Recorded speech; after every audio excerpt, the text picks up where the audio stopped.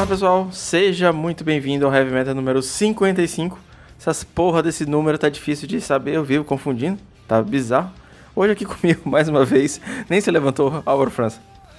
Salve galera, sempre uma satisfação fazer parte aqui do Heavy Metal. Pessoal, antes da gente começar, tem uns recadinhos rápidos. O Heavy Metal tem todas as mídias sociais, todos os links estão na descrição, assim como os links do Álvaro, que é um dos parceiros do Heavy Metal, e os links da Pauper Guild. Então, recomendo que você dê uma olhada em tudo. Se você perdeu, nessa semana, saiu na madrugada de segunda-feira, eu participei do MTGC com o Vini Wiseman. Foi um podcast muito massa, com uma galera incrível, e a gente fez um documentário sobre o Pauper, sobre o formato, sobre a comunidade e sobre o todo. Então recomendo que você dê uma olhada lá.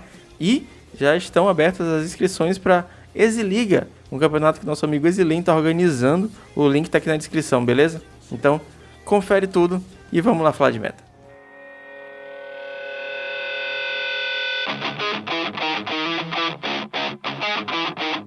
Pauper Challenge do domingo. A gente já falou bastante sobre o Pauper Challenge do sábado, recomendo que você escute esse programa. E é muito importante para saber de onde é que a gente está vindo e o que a gente vai falar hoje no domingo para complementar essas informações do último final de semana. Como eu avisei lá no primeiro podcast, eu acho que ainda tem essa necessidade da gente dar um pouquinho mais de atenção ao metagame, falar um pouquinho mais das listas, porque tá rolando coisa ainda bastante diferente depois de banimento, depois de edições novas, edições Masters, né, que chegaram e mudaram bastante as coisas por aqui. Vou fazer a leitura rápida do top 8. O primeiro lugar foi o Top Grinder de Zed Fadas. O cara tá uma máquina com as fadinhas. Em segundo lugar, o Calpine de Fogtron. Em terceiro lugar, teve o Jeskai Ephemerate. Em quarto lugar, o Yama Killer de Burn. Em quinto lugar, o Léo Bertucci. Parabéns, senhor Léo Bertucci de Boros Monarca. Em sexto lugar, teve o Adepto Terra de Jeskai Ephemerate. Em sétimo lugar, o Parallax de Fogtron. E em oitavo lugar, o Ryzen de Jeskai Ephemerate. Os decks mais jogados foi, em primeiro lugar, o Mono Black Control, com 7 cópias, e depois empatado em segundo, terceiro, quarto e quinto lugar, com 6 cópias. A gente teve um Fogtron, Boros Monarca, Stomp e um Dimir Fadas, novamente, em um total de 69 players. Cara, tem uma diferença bem óbvia desse top 8 do domingo pro top 8 do sábado, né não? Tem, cara, uma diferença clara aí, né? Clássica da mudança de dia também do evento. Acho que já tem algum tempo aí que a gente tá tendo 2 eventos pro final de semana, né? Que agora tem mais eventos no mês como um todo. Acho que deve ter agora uns 4 meses, talvez. Acho que são uns 4 meses mais ou menos que deve ter, que tem mais de um evento por final de semana, né? Eu perdi as contas. Minha vida é um bloco gigante de trabalho. Eu não sei mais nem que dia da semana é, cara. Então, acho que deve ter isso aí mais ou menos, uns 4 meses. Que a gente só tinha challenge no domingo, agora tem sábado também. E a gente já tinha comentado, acho, em um Heavy Metal passado que eu participei também, que tem uma diferença aí entre o metagame do sábado e do domingo. Acho que primeiro é pela questão do fuso horário, né? Porque os dois eventos acontecem em horários diferentes, apesar de serem eventos de peso equivalente, né? Que os dois são challenge, mas eles acontecem em horários diferentes, e aí a questão de time zones aí para quem joga pode ficar um pouco mais complicado para uns jogadores do que para outros. Então acaba que tipo alguns jogadores jogam os dois e alguns jogadores jogam só um ou só outro. Mas de qualquer forma o evento do sábado ele acaba impactando diretamente no evento do domingo, né? Como tem gente que joga os dois, o jogador que joga o evento, joga os dois eventos, mesmo que ele só queira jogar um, depois ele vai ver como que foi o resultado do evento anterior para poder decidir o que ele vai jogar no próximo evento. O primeiro tem essa diferença aí de dias, né, e o segundo tem essa diferença também de um evento influenciar no outro. E a gente vê que nesse domingo teve uma mudança clara aí no padrão dos decks que a gente estava vendo no top da semana do dia anterior, né, que foi o sábado. A gente já não tá vendo uma quantidade de UB como tinha. Teve um só, na verdade, no evento do sábado, mas a gente não tá vendo nenhum agora. Teve Stomp também no sábado, que foi meio que substituído, por assim dizer, por um Burn no top 8 do domingo. E o Boros Monarca, que era um deck que estava bastante presente no top 8 do sábado, agora teve uma vez só, né? Na mão do Léo Bertucci mesmo, que foi o que ficou em quinto lugar. E o mais claro dos claros que a gente tá vendo de diferença nesse top 8 aí são 3 de Sky Blink, que são decks que a gente tava vendo com pouca incisão, né, no metagame. Eles não tava aparecendo com muita consistência, apesar de já ter feito o resultado, mas que agora apareceu assim, 3 de vez no top 8. O Adepto Terra e o Ryzen, novamente, eles são parte do Golden Pigs, que é um time italiano. Eu vou deixar o link deles na descrição. Eu sempre falo deles, eu nunca coloco o link do Twitter deles, eu vou deixar aqui. Tá na descrição. Então, eles são um time extremamente bem sucedido no Pauper competitivo. Além do Ryzen e do Adepto que eu já falei, eles têm o Krilla Peote, né, que é o Pietro, que fez resultado no sábado. Tem o Sempop, que vive fazendo resultado também, e Modern Monkey, que é um dos maiores tronzeiros do mundo. Sigiori, que vive fazendo resultado também, além de outros membros que também são muito competentes. Então, cara, enquanto aqui no Brasil, na América Latina, a gente tem grupo de jogadores, eu acredito que isso está acontecendo lá na Itália também, que é um dos outros grandes polos do Pauper mundial. E pelo jeito que as coisas estão indo, eles estão bem organizadinhos, cara. Eu acho que eles estão trabalhando ativamente nessas listas. Eu acho que eles estão combinando como é que eles vão jogar o Challenge, porque eu não acho que é coincidência que 2 membros do Golden Pigs peguem o GSK Ephemerate e façam resultado, quando eles não estavam com esses decks no sábado, saca? O Pietro jogou de Fogtron no sábado. Então agora a gente tá vendo a galera da Itália vindo de GSK Ephemerate. Eu acho que talvez tenha sido até um teste, saca? Sacar as águas, como é que estão sendo as coisas. Tipo, vamos lá de GSK, porque vai dar bom, a leitura do meta é essa, e aparentemente deu bastante resultado. Então, cara, essa é uma parada que eu tava comentando com o Fernando antes da gente começar aqui, né? Que eu cheguei a comentar isso em alguns artigos meus também, falando sobre o Tron, sobre o metagame, etc. Que o jogador tem uma grande influência no resultado do arquétipo em si, né? Porque a gente vê que, por exemplo, nesse caso em específico, a gente teve um deck que raramente aparece nos top 8, né? E de repente apareceu em 3 no top 8. Foi uma mudança que fica clara assim na cara quando a gente bate o olho nos resultados. E a gente vê que esse arquétipo em si, que é o GSK Ephemerate, que é o que a gente está citando aqui agora, ele foi pilotado exatamente por esses caras que o Fernando comentou, que são da Golden Pigs, que é um time italiano. Que são os mesmos caras que há pouco tempo atrás estavam afincos e fiéis ao uso do Tron. E é exatamente no evento que a gente vê que tem uma mudança desses jogadores para outra lista, a gente vê essa lista no top 8. E aí fica um pouco mais claro o ponto que eu queria provar lá quando eu citei isso em alguns artigos meus, que é a influência do jogador em cima dos resultados do arquétipo. Porque as pessoas falam, nossa, mas tem muito Tron, mas é muito Tron assim, Tron fazendo muito resultado, mas quando a gente pega para olhar os resultados do deck pelo jogador, a gente vê que o jogador que está pilotando a lista tem muito mais influência no resultado do arquétipo do que o arquétipo em si. Porque os caras são muito competentes. Não dá pra negar isso. A gente vê que os resultados dos caras são consistentes independente do que eles estão usando. Óbvio que, tipo, os caras não estão sempre no top 8. Tem eventos e eventos. Às vezes eles vão bem, às vezes eles vão mal, mas no geral eles vão bem. E os caras mostram competência com os resultados deles. Então, quando eles mudam de um arquétipo pro outro, a gente vê o arquétipo que eles resolveram usar aparecendo os resultados de novo. Ou seja, não é o Tron, ou o GSK Ephemerate, ou o arquétipo que for, que também é mega problemático no formato, porque aparece demais, etc. Não é isso. A competência do jogador tem um peso muito grande, principalmente no Pauper, principalmente no Magic Online, que tem uma bolha ali de jogadores que são praticamente sempre os mesmos, né? E aí fica mais clara essa dependência do resultado do arquétipo em relação ao jogador que usa. O Ryzen e o Adepto Terra, que os dois fizeram resultados, eles normalmente jogam de Tron, e eles vinham fazendo resultados consistentes de Tron durante o mês de agosto e o mês passado de julho também. E se você for pegar agora os outros jogadores que jogam de Tron, que normalmente aparecem fazendo resultado, alguns deles nem estão no evento. Por exemplo, o Hellsal não está nesse evento. Então, e ele normalmente aparece jogando de Tron e faz bons resultados de Tron, apesar de não ser sempre também. Os dois mais clássicos que jogam de Tron aqui, que eu vi que apareceram no evento, foi o R-Clint, que não foi muito bem, tá lá nas últimas posições, e o Parallax, que também costuma jogar de Tron, e ele também, como é um jogador que tem mostrado resultado consistente, também fez top 8. Então, é só um detalhe que eu gosto de apontar sempre, é que no Pauper e no metagame do Magic Online em si, como uma bolha que ele se demonstra às vezes, a influência o peso que a habilidade do jogador tem no resultado, às vezes é maior do que a potência do arquétipo em si. E às vezes quando a gente desconsidera esses jogadores aí que estão fidedignos da lista dos resultados, a gente vê que o arquétipo ele não tem um resultado tão consistente quanto a gente imaginaria, que é o caso do Tron, por exemplo. Quer ressaltar um detalhe que passou batido quando eu tava falando do top 8?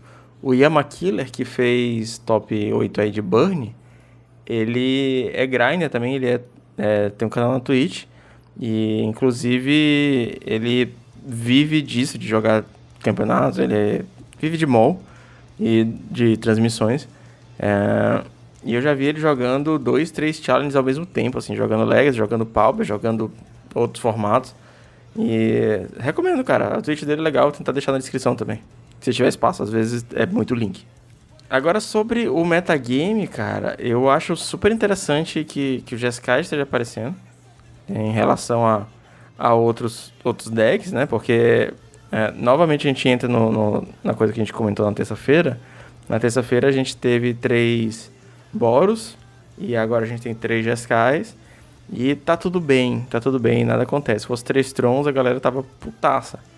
E eu acho a ideia do Jeskai super interessante. É um deck de controle. Eu adorava jogar de Jeskai Astrolabe, né? O Jeskai bonzão, o Jeskai fortão da época. Ainda não testei esse Jeskai Ephemerate novo, com as Striving Lens e tudo mais. Joguei contra muito pouco, mas eu fico feliz que ele esteja aparecendo.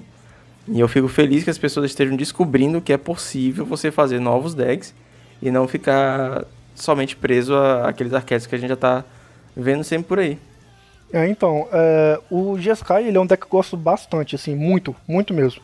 É um dos que me dava mais diversão de pilotar no metagame. Eu jogava de Jeskai na época bem antes aí de tudo isso, que era quando ainda não tinha nem Ghost Flicker lançado. Então, tipo, o único mágicas de Blink que a gente tinha era Momentary Blink, que era a carta lá que é 2 manas, você blinka uma criatura e tem um flashback dela com 4 manas, que era o W. E aí eu usava uma lista que era essas cartas com Blink, para poder reutilizar os efeitos de ETB das minhas criaturas, e usava Seagate Oracle, porque na época também não existia Algor of Bolas.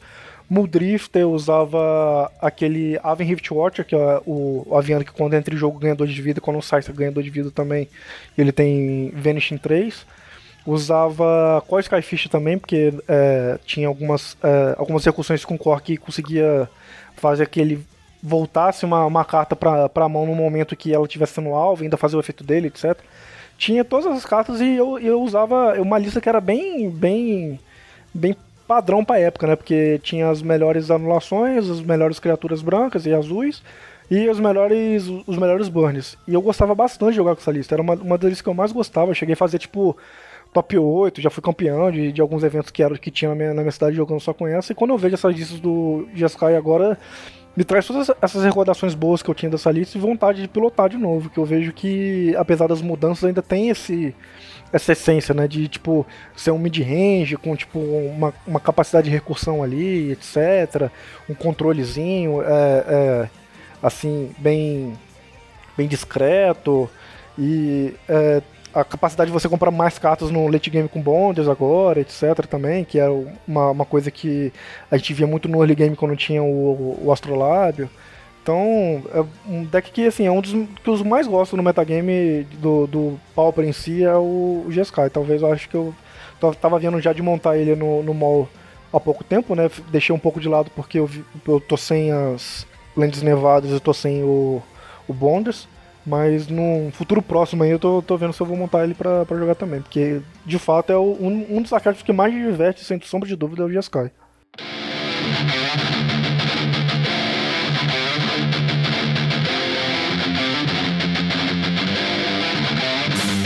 Cara, falando sobre as listas, começando pelo Top Grinder, ele tá naquela. O R-Scred bonitinho, padrão, nada de muito inovador. Acho que talvez o que difere um pouco é que ele tá jogando sem o set de Preordain, tá só com 3 Preordain, 3 Brainstorm e o 4 Frantic Inventory, não tem muito o que adicionar. Ele não tá com o ninja o Moonblade Shinobi, que a gente já comentou sobre a utilidade dele. Ele preferiu não ir com essa tech, e essas cartas que ele tirou, no caso o Moonblade E o Preordain deram lugar a 2 Delvers. Tá jogando com 2 Delvers de main deck.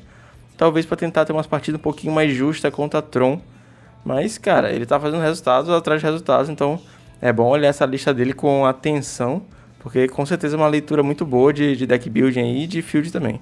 Essa questão dos Delvers tem um ponto relevante aí também, que é você usar mais criaturas de drop 1. Porque aí você tem o Fairy Seal, o Delver, 4 com 2 dá 6, né? 6 criaturas de drop 1 pra aumentar a chance de você fazer ela no primeiro turno e encaixar o ninja no segundo. Que é uma jogada que a gente sabe que é muito forte contra Tron.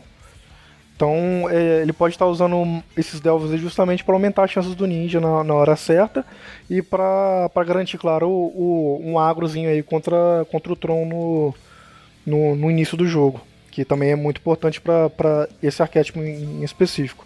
Fora isso aí, realmente tá bem padrão, né? São as counters de sempre, os cantrips estão divididos um pouco diferente do que a gente tava vendo, né? Tem Brainstorm e Preordain. Na outra lista que a gente viu tinha Ponder também, e o Preordain tava em quantidade máxima, mas pra encaixar os Delvos ele teve que abrir mão de algumas coisas, e as emoções de sempre, que é o Scred e o Raio, pra poder garantir as emoções que o deck precisa na hora correta, e na quantidade de 7 que eu acho que tá sendo padrão agora pra listas também. E uma verdade reverberante que tá sendo quase step aí de todas as listas. Quando não aparece verdade, aparece Fire Ice. Mas eu acho que a verdade é bem mais forte. Joga bastante contra Auras e contra Heroic, né? Que ajuda bastante nessa match que às vezes é complicada pro R. E fora isso aí tá bem padrão mesmo. Até o sideboard também tá bem padrãozinho. Só tem um Shenanigans de side que é uma carta que eu não gosto muito. Por ser uma carta que é feitiço, né? Eu acho que o R ele tem muito desse valor de fazer cartas no EOT, então o Shenanigans às vezes pode não ser uma carta que você consegue encaixar com muita facilidade, você passar com duas manas viradas no R às vezes não pode acabar te custando o jogo.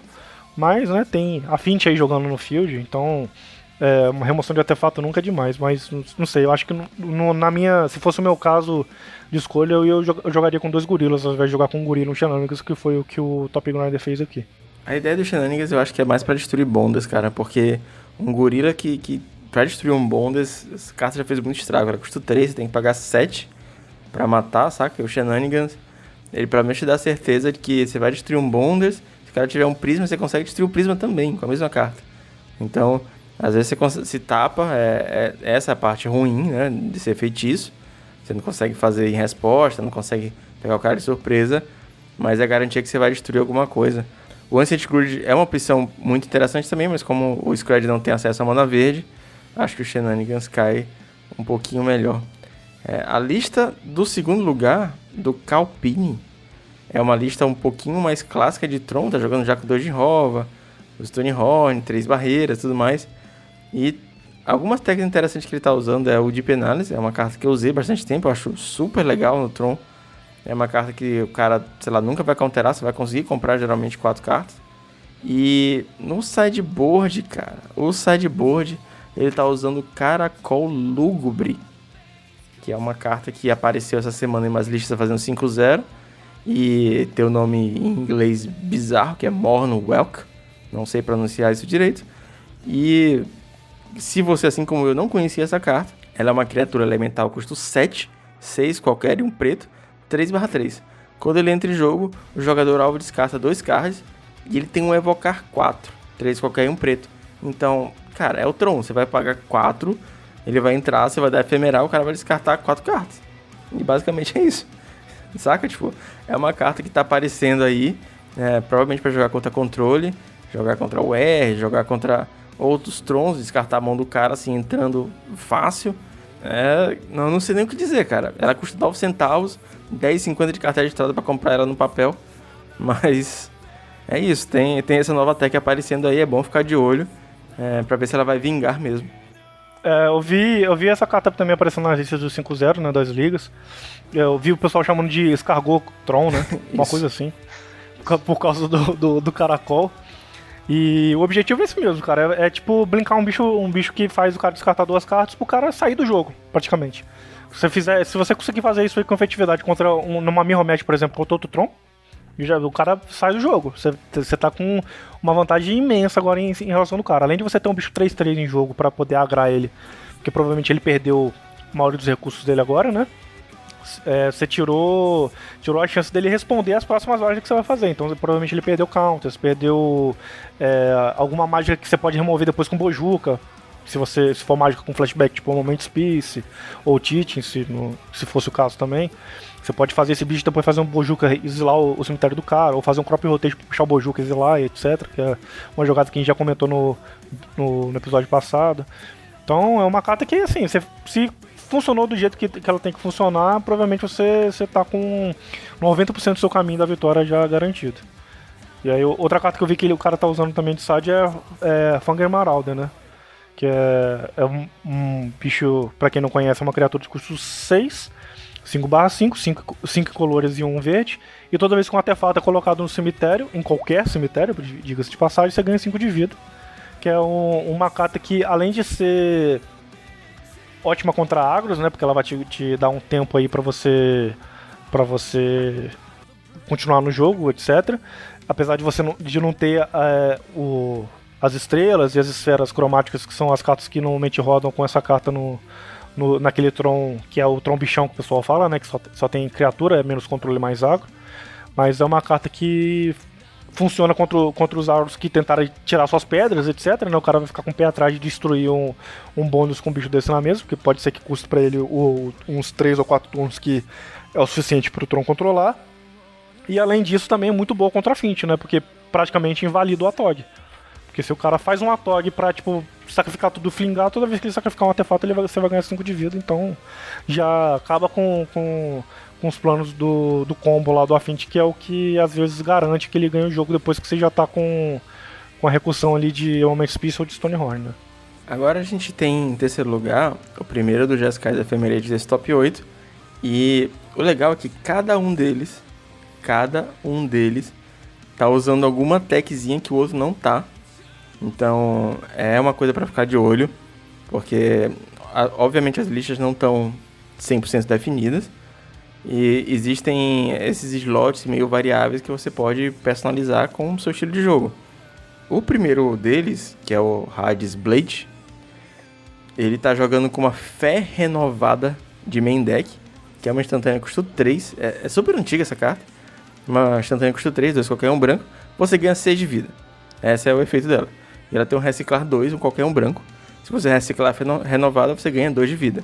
Então, cara, se você tá jogando contra Burn, você já tem esse side de main deck, que vai te ganhar 6 de vida, né? Vai anular 2 bolts. E se você baixar um Arqueomancer, que você também tem de main deck, você devolve ela, ganha mais 6 de vida e ganha o jogo. Basicamente é isso que acontece. Se você conseguir encaixar uma fé renovada e um Arqueomancer, você virou o jogo completamente. E de sideboard tem outra cartinha que a gente não vê sempre, que é o Rest for the Weary, que é uma instantânea custo 2, um qualquer e uma branca. O jogador alvo ganha 4 de vida. Landfall, se uma land entrou no campo esse jogo, aquele jogador ganha 8 de vida. Então o side dele contra a Burn tá forte, né? Ele tem uma fé renovada de main deck, tá jogando com 2 Hydros, tá jogando com um Light of Hope, né? Que é aquela de Ikoria que tem o poder de escolha. Você escolhe um, você ganha 4 de vida, ou destrói um encantamento alvo, ou coloca o marcador de +1/+1. E tá jogando ainda com um Rest for the Weary de side. É bem interessante, cara. Por essa lista, admito que não conheço as good e bad matches do deck, mas por essa lista você imagina que Burn é um perigo, né? Pois é, cara, e esse é exatamente o ponto que eu mais gosto dessas listas de GSK, que ele, tipo, te dá vários acessos a várias coisas que são importantes pra você lidar com o metagame, sabe? É quase uma toolbox, apesar de não ter nenhum tutor, né, no baralho, por assim dizer, tipo Mystical Teachings, mas ele é quase uma toolbox, ele tem, tipo, tudo que, tipo, é bom contra o metagame que você tá jogando. Independente do metagame que você enfrentar, sempre vai ter uma coisa que vai ser boa pra você usar, e a carta nunca é morta. Essas cartas tipo Light of Hope, que tem tipo módulo, né, tem 3 opções de você fazer efeito, 3 efeitos diferentes. Essas são as cartas que eu mais gosto no jogo. Eu acho que no Magic, se tivesse mais cartas assim, inclusive, ia ser um jogo muito legal, muito mais legal do que ele é hoje. Que é uma carta que ela é completamente versátil. Se você tiver jogando contra a Burn, é uma carta que te dá vida, que é uma coisa muito boa contra a Burn. Se você não estiver jogando contra a Burn, estiver jogando contra a Heroic ou contra a Aurus, uma carta que destrói encantamento. Ou contra a BW Pestilência também, é uma carta que destrói encantamento. Se não for nenhum dos dois, ainda é uma carta que coloca um marcador +1/+1 numa criatura sua pra um deck que demora pra matar. Então, tipo, não tem ponto ruim na carta, sabe? Então essas cartas com módulos são uma coisa que eu gosto bastante. E claro, o deck também usa Stonehorn Dignitary de sideboard, que é extremamente forte contra os agros aí, né? E como ele tem acesso a Ephemerate e Archaeomancer, tá fechado o pacote completo aí contra os agros do formato. Eu vou pular a lista do quarto lugar, que é o Yamakila jogando de Burn. É um Burn, ele causa 3 de dano com várias mágicas, e não tem muita inovação além disso. E eu quero falar logo da lista do Léo Bertucci, que ficou em quinto lugar. Ele tá jogando com algumas paradinhas bem interessantes. O Léo Bertucci, pra gente que acompanha as listas, entre aspas, como trabalho, a gente sempre olha as listas do Léo e tem uma tech maluca que, cara, sempre dá certo, que ele tá com resultados excelentes. Dessa vez, além do Abrade de main deck, Rip in the Grave, Suffocating Fumes, ele tá jogando com um Unmake em seu Boros Monarca, seu Mardu Monarca, né? É uma instantânea que custa 3 híbridas pretas ou brancas, exila a criatura alvo. Então é uma carta que, cara, não tem mistério, vai embora, a criatura acabou. Isso lida com o Geist da Tempestade, Stormbound Geist. Ela lida com o Guardian do Guild Pact, tem proteção contra monocoloridos. E basicamente é um Vindicar de criaturas. Acabou sua criatura e a vida é essa. Eu perguntei pro Léo por que ele não tá usando Terminate, por que ele tá jogando com o Make. Até o momento da gravação eu ainda não tinha conseguido resposta dele. Se ele me responder, eu vou deixar um áudiozinho dele aqui. Então, mano, sempre me perguntam do Unmake, tipo, tem gente que fala que prefere Terminate e tal, mas o principal motivo era que eu queria manter 3 exílios, né, 3 cartas 3 remoções de exílio, né, eu usava o Oblivion Ring, né, 2 Journey e 1 Oblivion. E daí eu queria manter o terceiro exílio, mas já aproveitar o slot para remoção de Guardian of the Guild Pact, né? Daí eu coloquei ele no lugar do Oblivion, encaixou bem. E é isso. Em algumas listas, quando eu jogo na liga, às vezes eu uso Terminate mesmo, dou uma mudada, mas para os challenges que costumam enfrentar bastante o X, que tem Geist, Post-Side, né? E Trons também, que daí um Make é melhor que um Oblivion, por exemplo, né? E é isso, cara. E fora isso, ele tá jogando com 2 Thriving Lands, tá jogando com 2 Thriving Reef. É isso, cara. 21 Lands, um Boruzão, Okiba de Side. A galera tá, acho que talvez, aderindo ao Okiba de Side. Talvez não seja mais uma tech muito interessante pra estar de main deck. Agora que a gente tem outras cartas, como Suffocating Fumes, Rip in the Graves e um Make. Mas é bem curioso essa carta, você não achou? Então, tem questão de agora a gente ter remoções um pouco mais eficientes também no metagame, né? Tipo, o Catdown tá mais presente agora, então, tipo, o Okiba acaba sendo um alvo fácil pra ele, né? O cara pode deixar você fazer um ninjutsu, na hora que o Okiba cai em jogo, você destrói com 2 manas. Destrói ponto, não tem resposta pra isso. Que provavelmente nessa lista aqui, né, que é a lista do Boros, você não vai ter resposta pra uma destruição. O máximo que você pode fazer é tentar voltar com o Rip the Graves e fazer de novo no turno seguinte, mas a resposta pra destruição você não tem. Pode ser por isso que eles jogaram pro side também. Mas eu gostei bastante aí da questão do Unmake, né? Ele tem quase o mesmo papel que o Terminate tinha, só que ao invés dele ainda dar chance, porque o Terminate ele também é uma carta que é muito boa pra usar de remoção contra o Guardião, né? Por isso que só tem uma, porque normalmente as listas também só tem um Guardião, ou na lista de BW que tem mais. Mas a lista de Boros normalmente só tem um Guardião. E aí é uma carta que funciona muito bem contra o Guardião ou o Terminate. Só que o Terminate dá aquela chance pro cara, né? Você dá o Terminate no Guardian e ele volta com Rip the Graves e volta 2 criaturas, inclusive o Guardian faz de novo. E aí já era pra você, porque você só tem um Terminate, você não vai conseguir fazer de novo. Um Make já não dá essa chance pro cara responder, né? O cara fez um Guardião, você fez um Make no Guardião do cara, acabou, ele não volta mais. O Adepto em sexto lugar jogando de Jeskai, a segundo Jeskai que a gente tá falando desse top 8. E a lista dele, apesar de estar um pouquinho mais embaixo da lista do Iris Blades, eu tô achando um pouco mais coesa, cara. A lista anterior ela tinha vários one-off, tinha tipo uma Miscalculation, uma Fé Renovada, um Exclude, e entre outros. A lista do Adepto tá um pouquinho mais assim, tá com um pouquinho mais de substância. 2 Flame Slash, 2 Ponder, 4 Preordain, 2 Brainstorm, 3 Ephemerá, 2 Fariais. Tá parecendo um pouquinho mais, assim, mais bem talhada. E a carta que ele tá usando, assim, ninguém mais tá usando, é um Clear the Mind do sideboard. É um feitiço, custa 3, 2 qualquer e um azul. O jogador-alvo embaralha o seu cemitério no seu grimório, compra uma carta. É uma carta relativamente nova, é da Ravnica Azul. Dessas novas, eu sinceramente não sei o nome das Ravnicas, eu sei que tem a Ravnica do booster amarelo e a Ravnica do booster azul. É a do booster azul. E acredito que ele tá usando essa carta para jogos que se estendem demais e ele vai acabar perdendo de 1000. Então acho que é uma preocupação real dele. Ele colocou essa cartinha aí talvez para se livrar disso. E tem a possibilidade, como é o jogador-alvo, de, sei lá, talvez tirar alguma coisa do cemitério do oponente, não sei. Mas é provavelmente só pra se livrar de 1000 mesmo. Eu acho que é mais por isso mesmo. Deve ser pra, tipo, evitar que ele perca por falta de carta no Grimório por jogos que se estendem demais, né? Porque como ele tá jogando de Jeskai, que é um arquétipo que tende a ir mais pro late game, ficar mais tempo no jogo, você perder por falta de carta no deck é uma realidade. Não é uma coisa que é difícil de acontecer. E a lista dele aí, tipo, apesar de estar mais coesa, como você falou, né? Porque tem, tipo, 4 de um, 3 de outro e tal, e são cartas que são mais comuns na lista. Se você olhar a lista lá do terceiro lugar do Hades Blade, apesar dele ter um off de várias coisas, se você junta os efeitos, os macro efeitos dessa carta, você vê que tem, tipo, uma coesão. Por exemplo, a Fé Renovada, apesar de, tipo, ela ser uma carta que dá vida, na maioria dos jogos provavelmente ele vai reciclar. Então, tipo, se você somar o efeito de comprar carta da Fé Renovada, você vê que, tipo, ele tem 4 pré-ordem, 3 Ponder, que são cartas que compram carta, mais a Fé Renovada, 8 cartas, que é mais ou menos o que o Adepto fez lá também. Dispel é uma carta que é anulação, então se você juntar com as 3 Counter Spell, dá 4 counters. Se você juntar com mais o Miscalculation proibido, dá 6 counters. Então se você juntar todos os efeitos de counter, dá 6. E aí tem vários desses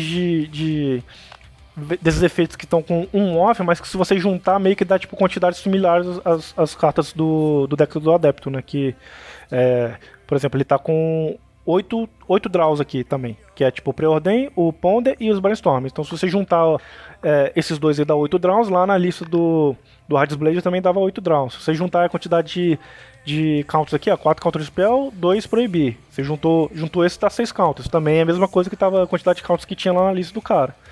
Mas a lista dele tá um pouco mais redondinha, né? Com escolhas mais clássicas da lista. Só acho que a única escolha que eu não sei se eu gosto muito aí nessa lista em específico é o Tribal Inspector, que, assim, a maioria dos jogos, apesar dele ser um bom bloco de início e tal, ele te garante um drawzinho também, voltar uma carta depois que ele faz a pista, etc. Que é um efeito que a gente costuma usar bastante no late game. Eu acho que, não sei, eu acho que o Seagate Oracle, que é a escolha que o Hades Blade fez lá, pode ser um pouco melhor. Esse metagame, inclusive, ele não estava tão agro assim, né? Então, acho que se ele tivesse usado o Seagate Oracle, acho que ele teria melhores resultados aí. E ele usa 3 Stone Horn de side, que o Hades Blade usa só 2.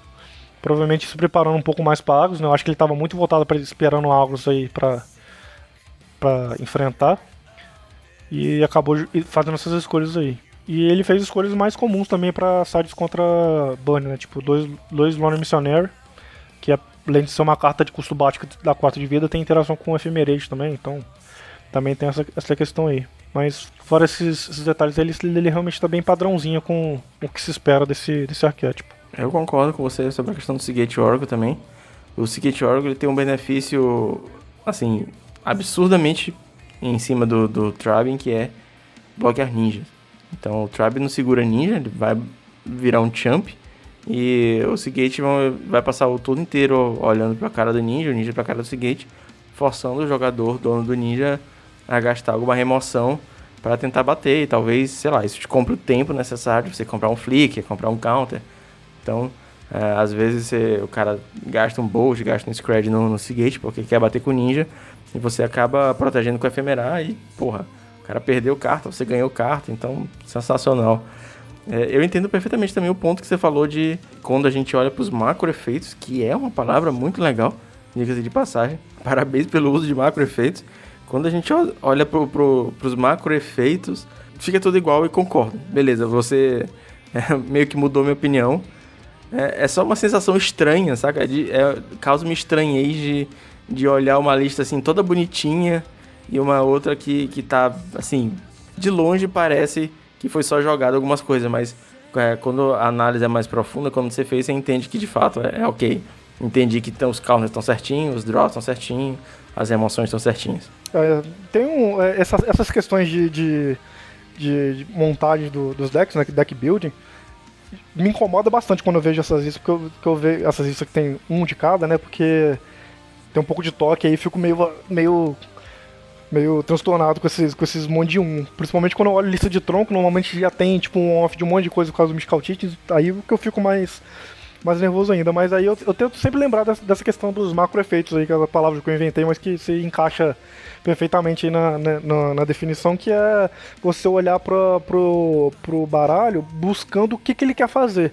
Então se o baralho ele quer tipo comprar, anular e ter um efeito recursivo, você busca as cartas que fazem isso, e quando você junta você vê que tem tipo uma construção realmente do que é o core, né, o núcleo do baralho para ele funcionar. E esse aí é um fator que eu olho bastante, principalmente na hora que eu desenvolvo as minhas próprias listas, que é tipo diversificar um pouco dos tipos de carta que eu uso para determinado efeito. Por exemplo, se eu quero usar anulações, em vez de usar 4 contramágicas, eu usar tipo 3 contramágicas e um proibir, porque eu sei que o proibir ele tem um drawback em relação à contramágica, mas ele também tem um ponto positivo em relação à contramágica, que é você poder fazer sem necessidade de usar azuis. Então, tipo, eu quero ter 4 counters, mas eu quero ter um efeito diversificado. Então eu acabo tipo trocando um pouco dessas composições de cartas, mas mantém a mesma quantidade do que eu tô querendo fazer. Isso aí é um ponto que eu gosto bastante de olhar quando eu tô construindo minhas próprias listas. Faz todo sentido.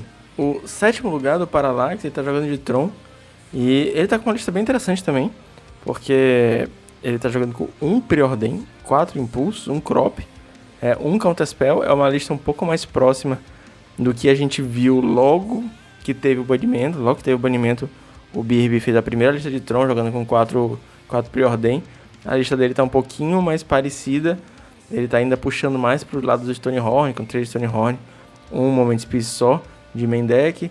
Tem 1 Jinrova e de diferentão ele tá com 1 Círculo Rístico, aquele encantamento que previne dano para todas as cores.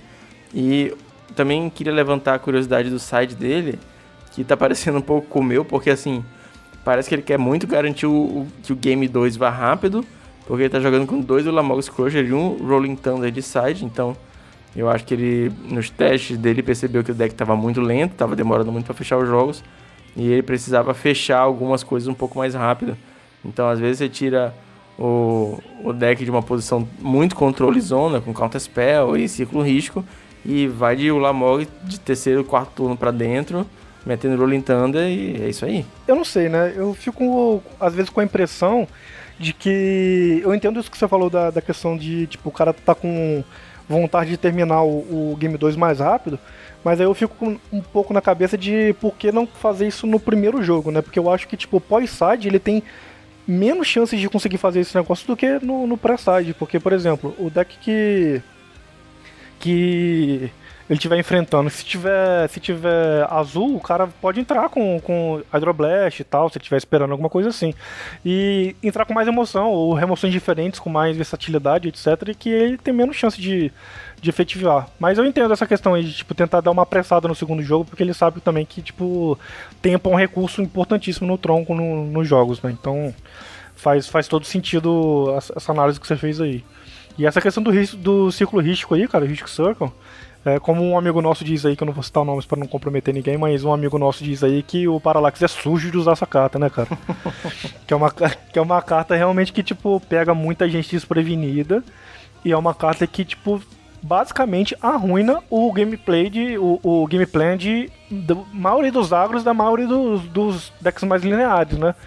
Que, por exemplo, você pegar um Stomp, se você, tipo, se perdeu ali no Stonehorn, ou com um Moment Speed em algum momento, você botou um círculo rítico na mesa e esperou.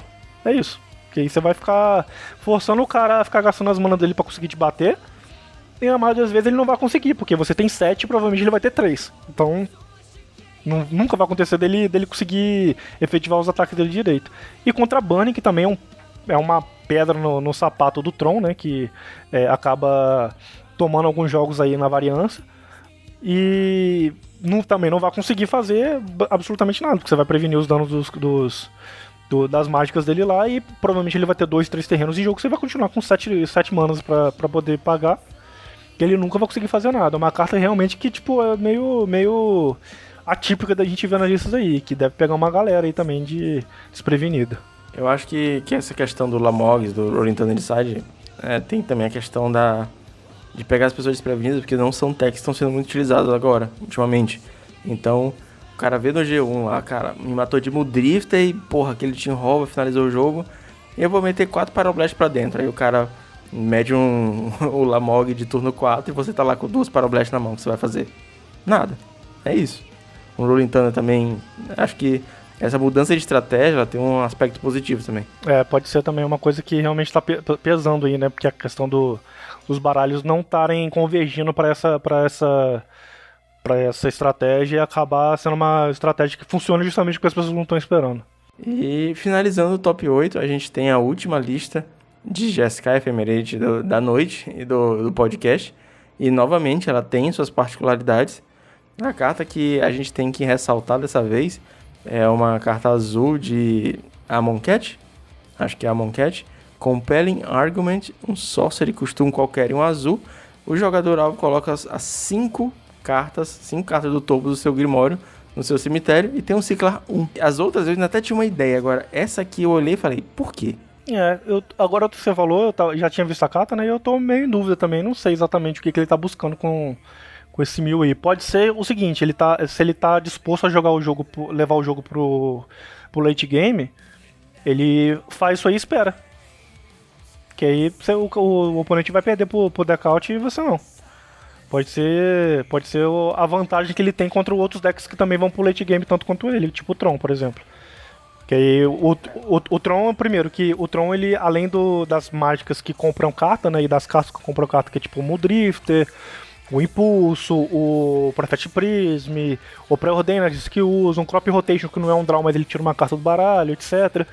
Além dessas cartas que tipo, te reduzem o número de cartas no baralho, ainda tem a questão do efeito do Bond's Ornament e do Mystical Teachings, que são cartas que vão tirar cartas do baralho em algum momento do jogo e que vão te colocar atrás, por assim dizer, na quantidade de cartas no baralho que você tem contra o seu oponente. A maioria dos Trons não usam nada para reciclar a carta do cemitério de volta pro baralho, né? Então, uma carta que for pro cemitério, ela só volta pra mão com o efeito da Mnemonic Wall, ou não volta.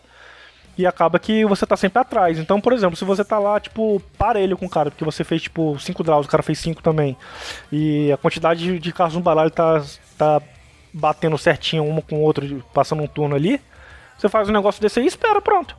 Que se o cara não te matar nos turnos que ele tem de vida pra não conseguir finalizar o jogo nos turnos que ele tem de vida ainda pra jogar, ele simplesmente vai assistir o deck dele ir pro Beleléu e ficar por isso mesmo. E como esse baralho aqui também tem essa questão de, tipo, usar o Stonehorn, esse principalmente, né, porque o Stonehorn dele é de main deck, tem 3 de main deck, usar o Stonehorn com o Ephemerate e com o Archaeomancer, ele pode simplesmente ficar fazendo a mesma coisa que o Tron faz e esperar, que aí realmente o cara não vai ter mais o que fazer. Perfeita análise, então. Eu acho que, com certeza, essa carta agora que você trouxe à luz, a utilidade dela, ela tá fazendo basicamente a mesma coisa que a carta que o Adepto tá usando lá, com outro nome. Foram escolhas diferentes para o mesmo fim. Basicamente, se livrar de uma match que você vai acabar perdendo por 1000, fazendo seu oponente perder por 1000, né? E finalizando o Heavy Metal dessa semana, finalizando essa semana bem focada no meta, vamos para uma indicação de metal.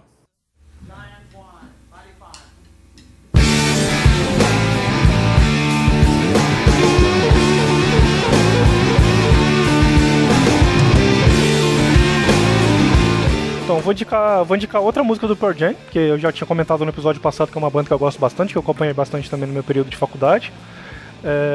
Vou indicar Red Mosquito, que é uma música deles que não é tão conhecida assim, e é uma música meio por trás assim das conhecidas mais famosas deles, né? Mas é uma música que eu gosto bastante também, que que me traz recordações muito boas da minha época de faculdade, da época que eu tive com amigos de faculdade que hoje não tenho um contato tão constante assim. E é uma música que, com todos esses sentimentos bons que eu lembro, eu acabei tendo a necessidade de citar aí.